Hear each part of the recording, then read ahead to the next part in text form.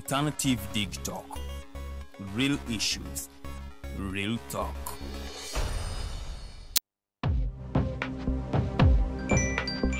Go to the church, though. Tawali man, what's up? Man, can you imagine people just dump everywhere? Someone drinks water and throws the bottle wherever. Come on, Rogers. What else do you expect people to do with an empty bottle? Simanya now, Bikoda.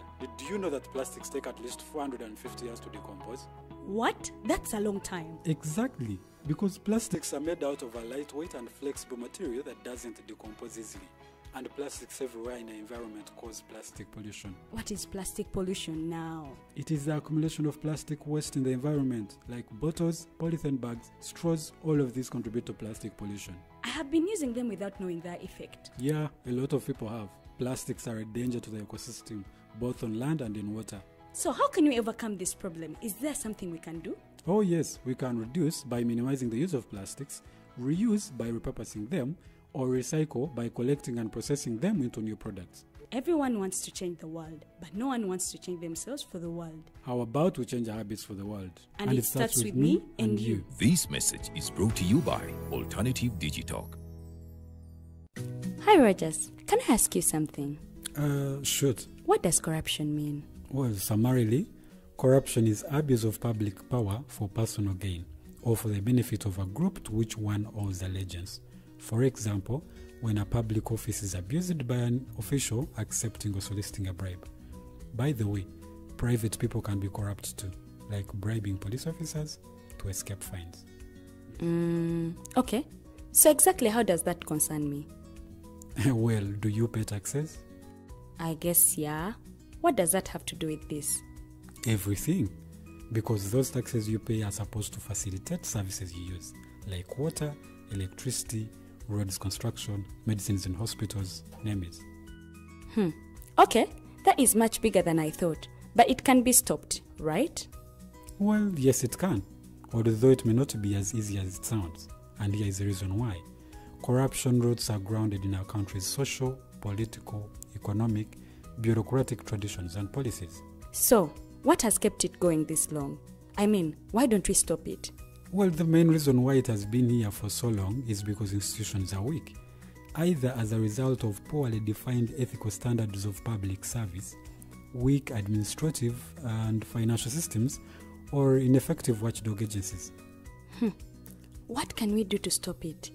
At a national level, we must focus on strengthening the independence and effectiveness of public institutions that fight corruption. At a personal level, we must commit to never giving a bribe. I promise I'll never give a bribe. Well, that's a great decision you have made. Me and you now have to spread this message to all our friends. If we all do our part, corruption will be normal. This message is brought to you by Alternative Digitalk.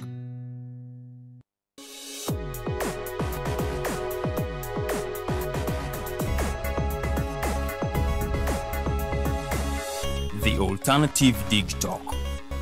Real issues, real talk.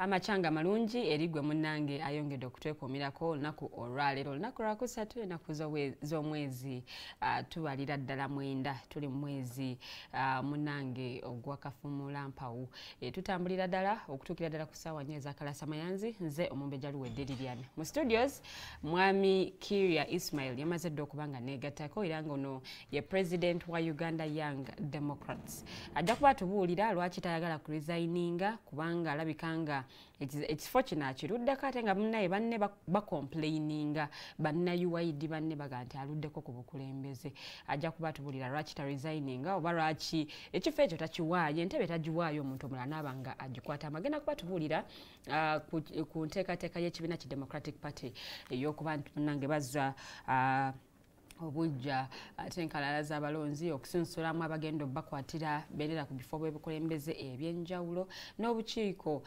kugombolola ne walala wonna so tugenda kuba tutambula fenna bw'atyo nno bw'agenda okuba nga abiddamu saba okozesa comment section ku Digital TV ne The Alternative Uganda ate obenga munnange naawe okomentinga kwebyo ebyosuubira nti Democratic Party byetaaga okuba nga etereezaamu ate nja kubanga comments nzisomera omukulu gwe tulina mu studio z'olunaku olwaleero nkwaniriza Mwami Kirya sokola muse kuba tulaba tupenga tutandikirawo butereevu Nyawo Mumbejja ndi musanyufu nate okubeerawo ku mpewo za Digital TV. Okay. Ndowooza omwaka guno gwe gusookedde ddala okujja wano eno ku Digital TV. Nja kulamusaako bonna abettanira empewo za Digital TV kubanga ye TV eyatuyambako nti osobola okugiraba nga otambula, osobola okugiraba nga odduka, osobola okugirabira wonna woba oli. So amanya n'eddoboozi nze Kirya Ismail nze akulira abavubuka ba Democratic Party mu Uganda mwonna era nze akola ng'omwogezi w'ekibiina kya Democratic Party mu Uganda mwonna. So nate ndi musanyufu okubeera ku mpewo zammwe. Ensonga z'abavubuka ng'oziremeddeko kiki to resigninga okusinziira ku banno abaali mu UID oba banna UID ababagamba nti gwolemesezza ebintu bingi nnyo bagwosibye ebintu ebyenjawulo abavubuka bye beetaaga okuba nga bakola nga baba baagala kukola kino bw'ogamba nedda temukikola mukole bwe muti ne bwe muti. Maybe baali badde bakubwako example nti baali baleeseeko suggestion eno oba nti waliwo oba n'emyaka aluddeko okusinziira ku ssemateeka amugamba kubeerako myaka 3 naye yankabeerako emyaka 7. Obukulembeze bwa Uganda Young Democrats nabukwata omwaka gwa 2020 eggulu, that is 2020. Yes. When alondebwa bw'obalamu from 2020 ndi mu myaka 4 n'emyezi nga 3 kuba twalonda mu September. Naye nga ate olina kubeerako emyaka emeka? Gibe 5. It's 5 years. Delegates Conference ejja egenda kubeerawo ennaku z'omwezi nga 3 omwezi ogw'okutaano 2025. Sikomawo ng'omukulembeze w'abavubuka. Actually nze n'obukulembeze bwange fo twasooka okudesigninga nti omukulembeze wa UID olina okubaako ekkomo. Kuba obuvubuka buli temporary. Tojja kuba muvubuka lubeerera. Okiraba? Twajja nga obukulembeze bwa UID omuntu asobola okubeera n'emyaka 5 n'akulembera UID. Nti omuntu asobola okubeera n'emyaka 45 n'akulembera UID. Naye ng'ate bano ba Young Democrats. Ne batandika n'okukyusa narrative. Young kitegeeza muto naye kitegeeza omuto mu byobufuzi. N'obeera mu myaka 48 naye ng'oli muto byobufuzi obeera young. That was the narrative yeretandise okukyuka. Okiraba? So kati bwe tujja mu bukulembeze nogamba no twetaaga okuteekawo ekkomo mu bukulembeze bwa Uganda Young Democrats. Nti omukulembeze wa Uganda Young Democrats olina okubanga osobola n'okuvuganya ebifo eby'abavubuka mu national politics. You are able to contest as the National Youth Council Chairman. Yes.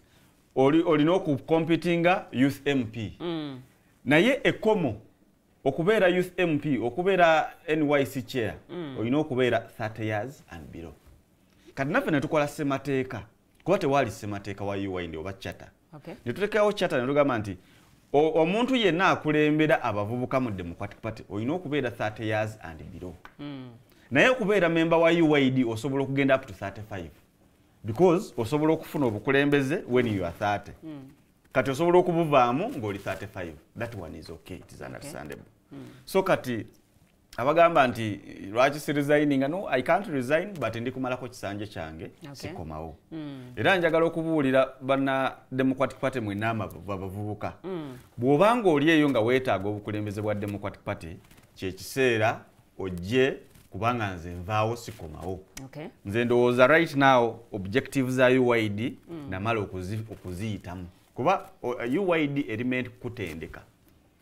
Ensonga lwaki Democratic Party yankizo nnyo ku bibiina ebirala nti ffe tulina puulo eyaffe ng'abavubuka mwe twekulemberera mwe tukola activities zaffe nga tewali atukuba ku mukono. Kati bw'ova eyo ovaayo nga at least okakase nti bw'odda mu mainstream omusana tegukusumbuwa enkuba tekusumbuwa ng'okakase ng'osobola naawe okutambulira mu nnimiro ennene which is the mainstream. Okay. Kati nze n'abavubuka bannange ndowooza katukakase bwe ndowooza era nze sikomawo ku kifo kyange ekya Uganda Young Democrats UYD president. So n'olwensonga eyo bannange mu TNUY eno because ogambe delegates conference ya mwezi gujja nga guggwako. So biki ebyo ebiri tangible byogamba nti mu bukulembeze bwange nga president wa Uganda Young Democrats kino kyenkoze kino kyekiringa ekiganye. Ekisookedde ddala twateekawo living and breathing documents eza Uganda Young Democrats.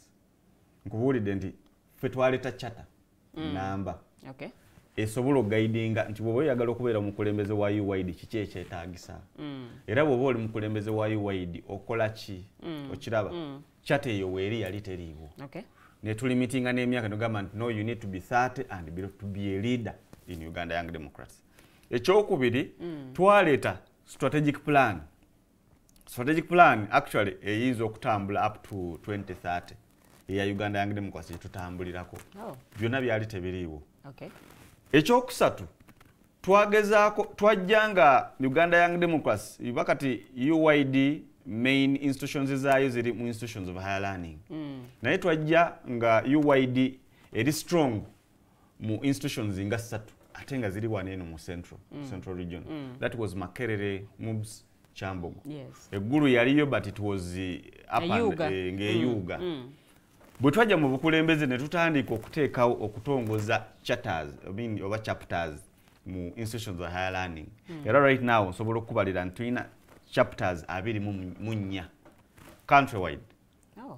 Eastern tulinayo nga 8, mu Western tunayo nga 7, wano mu Central tulinawo ndowooza nga 5 eziri somehow strong.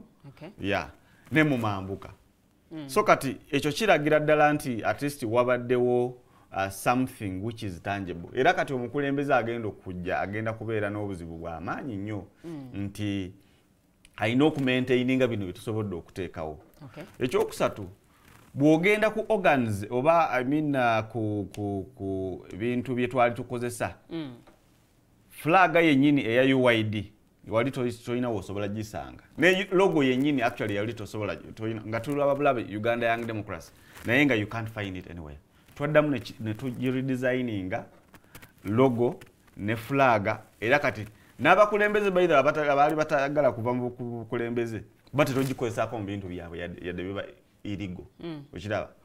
So kati mu mbeera eyo ne tuba nti tuteesewo ate n'ekifaananyi ekipya eky'omugendo omulala ogwa Uganda Young Democrats ogwali gufudde kuba kati UYD yali emanyiddwa nti always kulwana na mainstream kulwana na mainstream naye tubadde tusobola twateekawo at least embeera constructive engagement nti tusobola okusobola okwogerezaganya ne bakama baffe oba abakulu baffe mu mbeera etali yakulwanagana. Ekisanya kyange tetubadde nnyo na kulwanagana na mainstream era saawa eno nsobola okugamba nti mainstream we yabulirwa omwogezi ng'avuddewo deputy agenze mu kusoma spokesperson agenze mu kusoma yasobola okuntuukirira nze president wa UYD nsobola okwogerera ekibiina. So kati mu bufunze nze ndowooza I don't regret ku kisanja kyange kubanga tugezezaako kukola ekyamaanyi ne bannange bonna benkulembera nabo Uganda Young Democrats. Biki ebyo ebisoomooza oba ebiremye byogamba nti obukulembeze kino kiganye kino nkigezezaako nkitaddemu amaanyi n'ag'omu buto naye kikyalemye? Retention is still a problem in Uganda Young Democrats. Tugenda mu institutions of higher learning ne supporting aba guild presidents. Somewhere to supporting aba GRCs. Ne tulowooza nti tumaze because that is also a recruitment drive gye twateekawo we support mu mbeera eyo ne tuba nga tutambula okusobola okuleeta abavubuka naye ogenda okulaba nti mu mwaka gumu myaka 2 it is hard now to trace those leaders and guild presidents. Ekyokubiri nti olw'okuba nti tewali resources zimala zisobola kuba maintaininga mu kibiina besanga nti basobodde ogenda mu bibiina ebirala. So retention is still a problem Okay. kufenga ekibiina ekya Uganda Young Democrats, but we are trying so much because bwe tuteeka omuntu ssente tugezaako okumukwatirira naye ate bano abaana banene kuba twateekawo ne membership registration drive mu institution mu chapters zonna, so oregistering aba member nti bano kati saawa eno bayingidde UYD, they are now entering a Democratic Party, naye ogenda okuddako okubanoonya tokyasobola kubasanga, so that's a very big problem. N'ekirala resources ez'okuyamba guild presidents. Right now we have a rally in Mountains of the Moon. Candidate waffe is having the final rally today, but we are still struggling to get him resources for the final rally. N'abalala Gulu University we had the same challenge, Mubs Wanen we had the same challenge. So weesanga nti obuzibu obwo ate babutikkafa abakulembeze ate nga naffe tetulina puulu y'amaanyi esobola kubeerawo nti tuli awo tujjamu.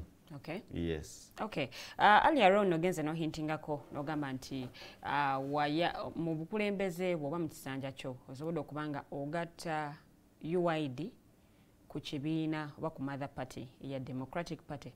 But I was listening to someone ngagamba nti mu kuba nti wabagatta okolera ddala ng'abakulu bwe baagala UYD etambule nti bwe baba basazeewo ne bagamba nti tebaagala activity eno egende mu maaso gwe ate okolanga bo bwe bagambye ate n'otakolanga bo okulembera kye bagamba oba bo okulembera kye baagala kikolebwe. Like which activity? You know, tetwagala tukolere nnyo mu hearsays. Badde njagala reacting nga balese example ya activity nti baleeta activity eno. Era nti kino kye kivuliriddeko ne UID okwawukana. Yes. Abamu bawakanya bukulembeze bwo okuba nti oteetera nnyo n'omukulembeze w'ekibiina ki Democratic Party. Era ebyo kye wakwata n'oleeta mu UID ekiviiriddeko ne banna UID abamu okulekerera ekibiina.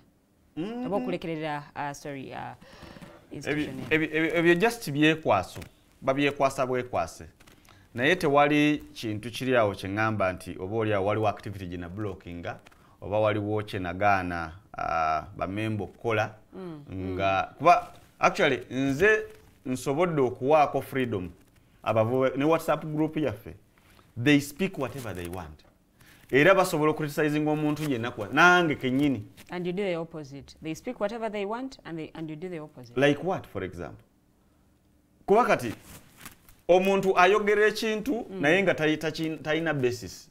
Wabula nga ayogera kintu lw'okuba nti maybe takwagala bwagazi. So singa oba omubuuza n'omubuuza ddala which activity did I block? Ki kyennyini kye nakola? Enjawukana ya UYD tetandise leero zo zibaddemu actually okuva mu inception. Naye yatandika okujja nga tugenda mu delegates conference ye Katomi nga bakulembeze bagamba nti kati kyekiseera Uganda Young Democrats to be now part and parcel of the Democratic Party. Bakulembeze abamu tebakyagala abamu bakyagala. But delegates conference ye Katomi ne succeedinga nesobola okuteeka UYD okubeera nga youth wing ya Democratic Party. Kati bali eri abatakyagala bo basigalirayo nga bakikuba era nga boogera ebitakwatagana mu mbeera eyo. Naye nga there is no problem, there is freedom of speech in Uganda. Era naffe tetusobola kubagaana to submit what they want in that regard. So n'olw'ensonga eyo ndowooza ebyo byo that is politics. Babyogera bwogezi kubanga tebalina kyamaanyi kye balina kucriticizinga. Kuba kati I wanted actually a vivid point oba strong point omuntu gy'asobola okujja n'agamba nti kiri ono kino ne bwe kiri ne bwe kiri. Kuba kati politics tali mu ku criticising only party leaders. Of course ensonga esinga obukulu kwe kuba nti abamu bagamba nti mwali temwetaaga kwegatta nnyo n'abakulu mu kibiina kya Democratic Party. Anti baali badde bagamba tulina okwegatta kuba bali be bakulu baffe betulabirako. Nze nakisangawo delegates conference ye Katomi yali 2015. I came into leadership in 2020. Andi nga bagala wabeewo Antono newankubadde nga ffenna tuli wamu tuli ba Democratic Party. But of course youth wing bweba ekola emirimu gyayo bali tebalina ku interfering mu decisions. Era there is no any interference. There is no any interference. Kyova olaba ndi kuchalinga nti bring that interference wane ntujoogereko. But teriiwo There is no interference actually. Nze nkoze ebintu byange saawe actually nsobola okukeera ku makya nengamba now I'm going to Gulu University. No interference. Nengamba right now tulina press release yino. There is no interference. Okay. So byonna kugambe boogera just kwekwasa kulaba nti balina kye balina okwogerako ko mu mawulire. Naye nga tewali there is no anything. They are actually mainstream actually for to interfering mu bintu ebimu. Netubagamba this one nedda kino nedda. Naye nga yo mainstream terina mukono gwa amaanyi nnyo mu Uganda Young Democrats okusinziira kyemmanyi. Ensonga z'abavubuka oli mukulembeze ow'abavubuka bw'oba zitunuulidde on a bigger perspective zikwatiddwa bulungi? Not really. Ensonga z'abavubuka bw'osanga nnyo bw'olaba engeri gavumenti gyetwalamu abavubuka ate okusinziira ku mirimu gy'abavubuka gye bakola mu ggwanga ogenda okulaba nti tezikwatiddwa bulungi. Kubanga okusinziira ku census ewedde, yes, ndowooza abavubuka tusobola okukola we make actually 70% of this Uganda's population. Naye ogenda okulaba nti ebintu ebisinga tebasoosowaza abavubuka. Actually abavubuka babawanga it is just like a periphery.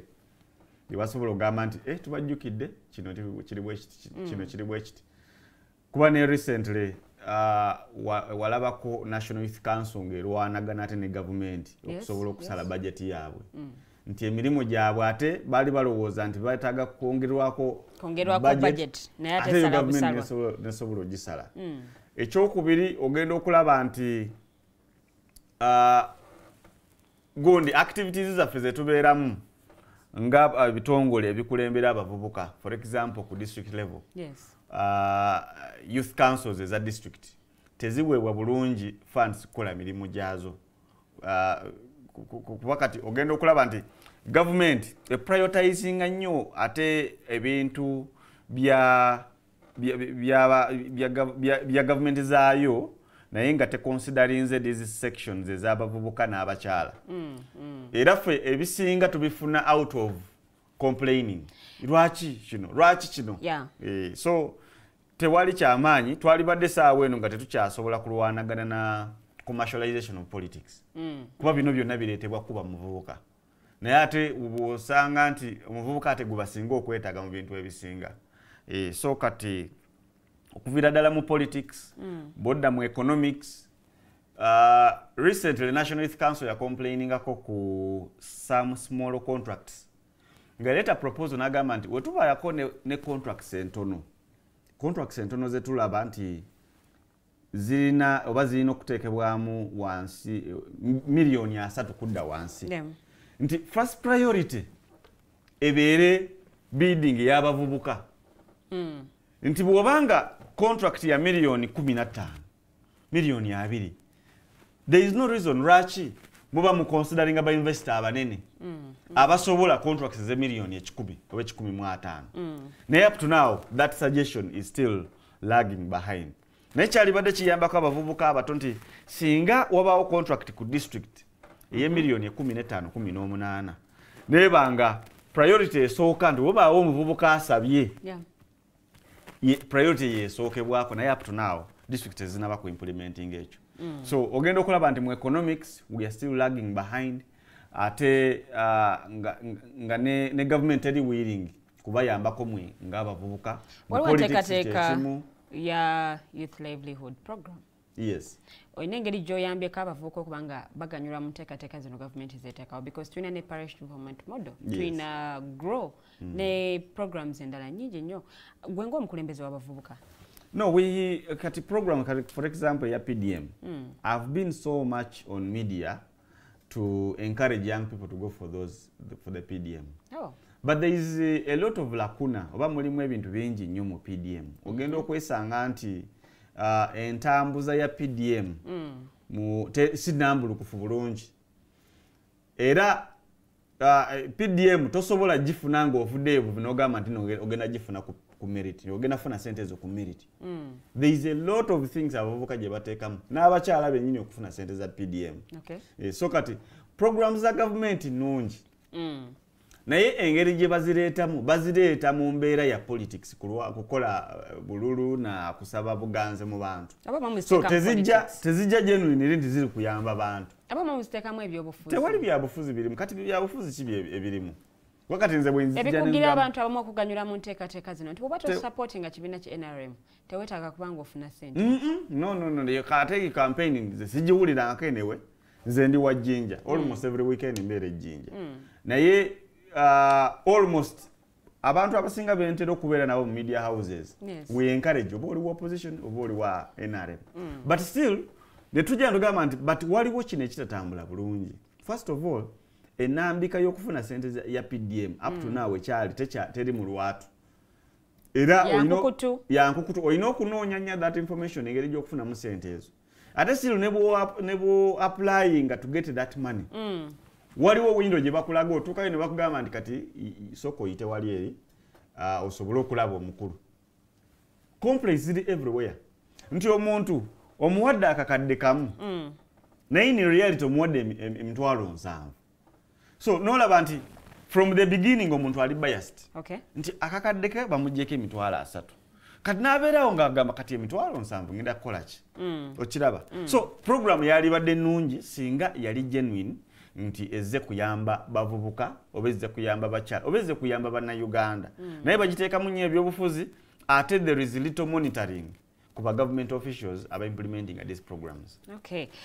Program ekyali ya Mighty Drive tutambula fenna okutuka ku ssaawa nnya ez'akalasamayanzi era nga Mwami Kirya Ismail ono ye president wa Uganda Young Democrats yali mu studios olunaku olwaleero. Tutandikidde ku kuba nti atusigira ekifaananyi kyekiri mu UID obukulembeze bwe biki byasobodde okuba ng'akola na biki ebiringa ebisoomooza. But weewaawo njagala tube nga ate tuyingirira ddala butereevu mu mulamwa gwaffe ogw'olunaku olwaleero. Tutunuulira ekibiina ki Democratic Party munnange butya bwe kiri mu nteekateeka eno ey'okuzza obuggya enkalala z'abalonzi weewaawo n'okuwandiisa bammemba abajja ate n'okulaba nti musunsulamu abo abagenda okukwatira ekibiina card oba ticket mu bifo by'obukulembeze ate obw'enjawulo. So njagala tutandikira awo. Wiiki ewedde mwalina press conference omukulembeze w'ekibiina ekyo Norbert Mao n'agenda maaso n'okuba nga ayanja enteekateeka eno nti the delegates conference naye egenda kuba nga etegekebwa ng'omwezi ogwokutaano tegunnaba kuba nga guggwako.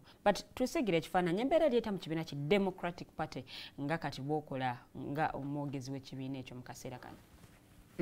Saawa eno tuli mu keetereekero akasobola okuzza obukulembeze obujja.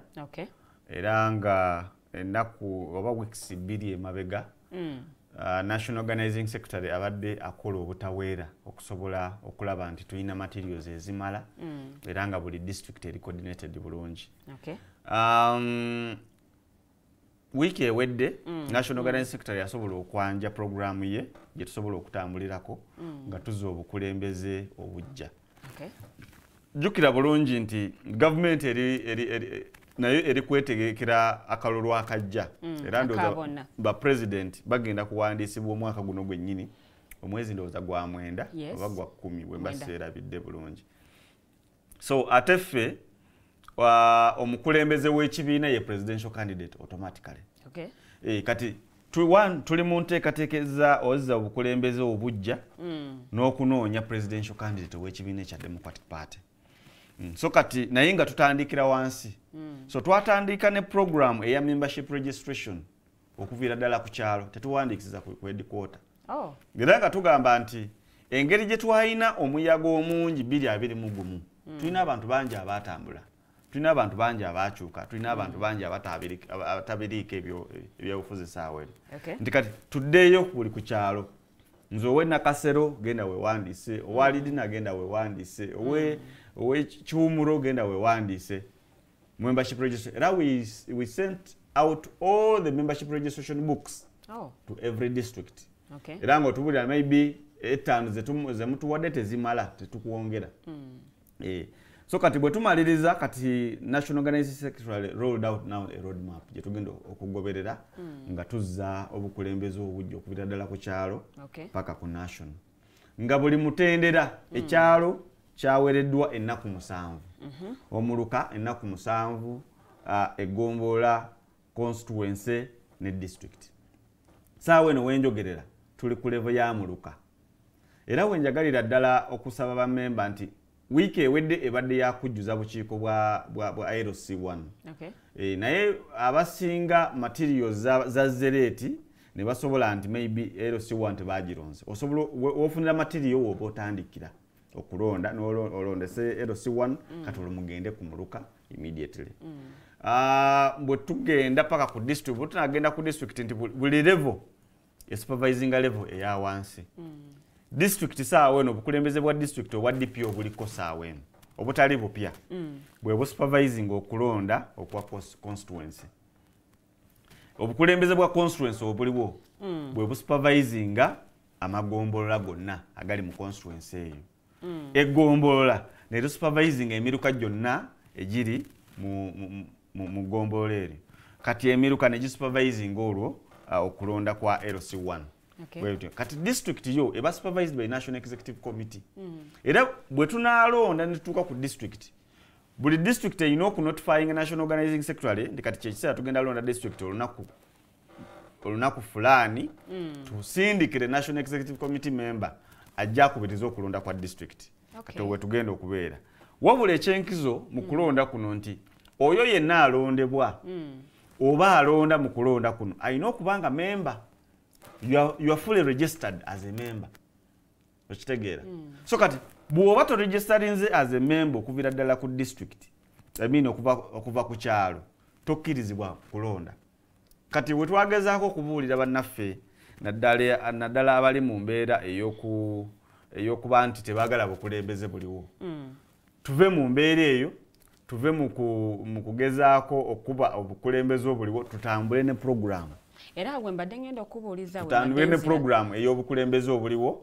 olwo tutambulemu eyo tukyuse kati obukulembeze buweetaaga wabula bweteeka ebbali eno programu egenda kukoleka kuba kati eringa baasi nti baasi etambula ku kkubo bw'otabeera ku stage neekusangawo tejja kutwala ojja kulinda ate olunaku lulala oba kisanja kijja olyoka ate ojje mu baasi eno roadmap eno efulumye mu kiseera nti ekibiina kya Democratic Party kiinamu enjawukana oba kiinamu ebiwayi abamu nga bawakanya still bukulembeze wa Honorable Norbert Mao abalala nga bagamba nti cooperation agreement eno wakati wa Honorable Mao ne President Museveni erabika yajjira mu kiseera ekyokuba nti yakutwala Democratic Party mu NRM lwaki temusoose kumalawo bumulumulu buno nga temunafulumya roadmap bwewaawo n'okutegeka delegates conference obumulumulu tosobola bumalawo ne bw'oyagala otya era enjawukana zo mu politics tezisobola kuggwaawo nsobola okuwaako ekifaananyi ekyawaggulu nti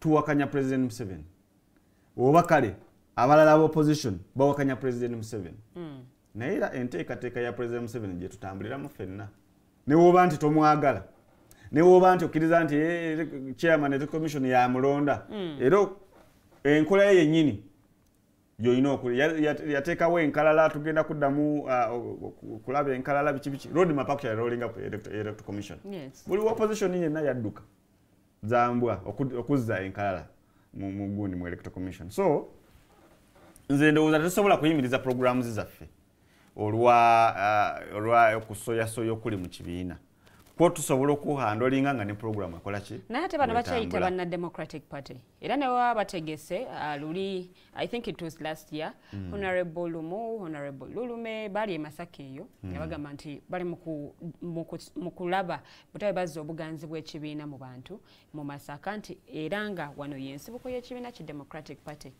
era programu eyo yennyini gyoyogerako bali mu membership registration y'ekibiina era they were emphasizing membership registration y'ekibiina basookera buyukwe wa Honorable Lulume era yayita National Organizing Secretary w'ekibiina okutongoza programu eyo ne basobola okutongoza membership registration bwe baveeyo ne badde e Masaka eno nteekateeka nammwe yeemu gye mulimu oba bali bakola byabwe nammwe mukola nteekateeka yeemu tebasobola kubeera mu programu etali ya kibiina obukulembeze obuliwo bwe buteekawo programu ezitambula so kati bw'oba oyagala bukulembeze bw'obulala osobola okukola ebibyo naye right now buli mu Democratic Party buli member wa Democratic Party ogamba nti okkiririzibwa mu kibiina kya Democratic Party kyekiseera ojje mu nteekateeka etambula otambuliremu wabula enteekateeka eno bwekuleka emabega that means actually ogenda kubeera ddala mu mabega paka kisanja kijja.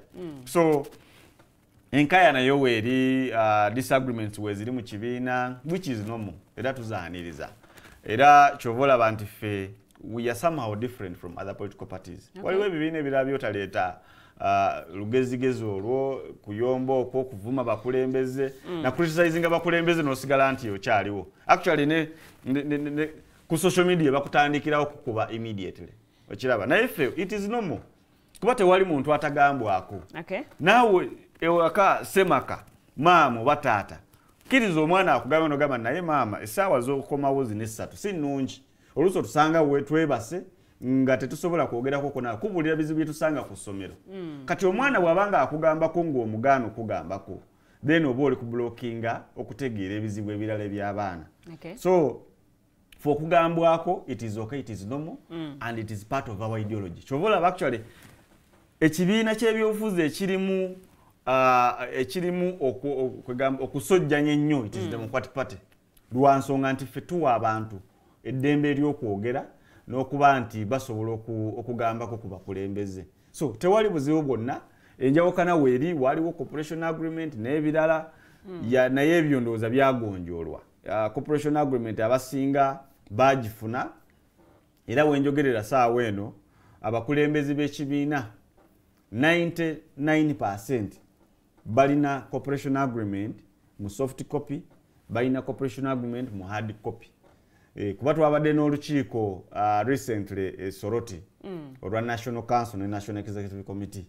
Buli chairman yaweereddwa copy ya cooperation agreement.